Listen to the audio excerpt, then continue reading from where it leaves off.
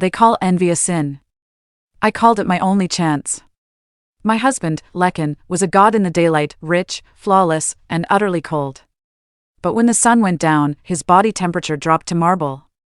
His eyes didn't just change, they turned into black, vertical slits. I wasn't just his wife, I was a sacrifice, marked to become an empty shell for the thing he served. I knew my time was almost up when I found the first silver scale under my own fingernail. The only way out was to find someone desperate enough to take my place. And I found her. Lekan, the gilded predator. By daylight, Lekan was a dream sculpted in gold. His laughter could make walls tremble, his confidence could silence a room. He was elegance in human form, the man people wanted to follow, marry, or become. But I knew better. That charm wasn't human. It was camouflage. The wealth that dripped from our lives, the cars, the jewels, the endless admiration, was all bought with something ancient. A contract written in blood and envy. He revealed his truth to me early in our marriage, not out of honesty, but pride. His human features dissolved like smoke, revealing scales that shimmered like oil on water, and eyes that saw too much. "You are mine, Sara," he hissed. "But even this curse offers freedom. You can leave. Only if another desires your life enough to take it. Desire is the key. You must find someone to envy you completely." The mirror of the first wife. His mother's chamber was forbidden, sealed with locks older than the house itself. But curiosity is a hunger that doesn't sleep.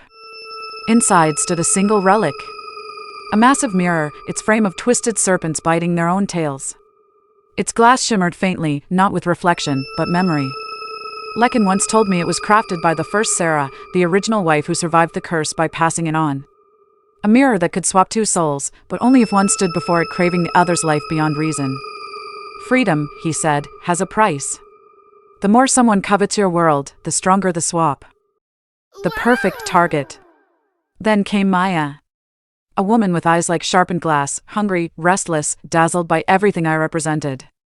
At a charity gala, I watched her watching us, her gaze not at me, but through me, imagining herself beside Lekan. I smiled, letting her envy bloom. "Do you ever wonder," I asked softly, "what it feels like to live this kind of life?" She laughed, pretending not to care. But the tremor in her voice betrayed her. I had found my key. The ritual swap. Days later, I lured her into the sealed room, a perfect stage dressed in dust and silence. Maya stared at the mirror, mesmerized. Her reflection shimmered beside mine, two women, one desperate to escape, one desperate to arrive. "If you want this life," I whispered, "stand beside me and wish it with all your heart." The mirror pulsed, first dimly, then violently. The air thickened with static and the faint, hissing whisper of something ancient waking. Light split between us like lightning. Then, silence. When I opened my eyes, I was looking at my own body. But it wasn't me inside it. I was Maya now, trembling, human, free. She was trapped in my gilded cage. Maya's first night. That night, I slept beside a man who snored softly, smelled of soap, and had warm hands. His name was Tosin.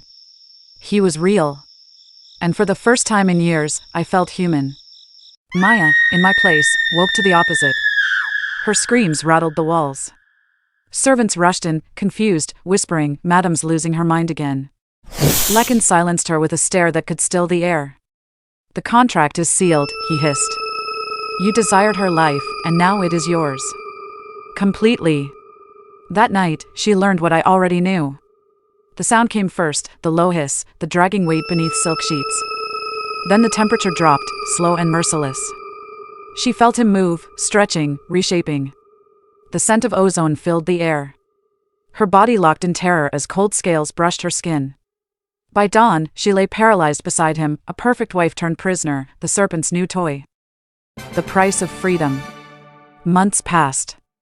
I lived quietly, in laughter, in sunlight, in cheap perfume and small joys. Until one night, at a gala, she found me. The diamonds sparkled on her throat, but her eyes were hollowed moons. "Sara," she whispered, trembling. "He sheds his skin in the dark. He watches me. There's a voice beneath the floor. It sings." I smiled gently. "You wanted my life, Maya. Now you have it." As I turned away, I heard her sobbing, a sound that once belonged to me. Somewhere, in that mansion of mirrors, Lekan was waiting for his next vessel to crack. They call envy a sin. But I learned sin can be salvation. If you're willing to let someone else pay for it.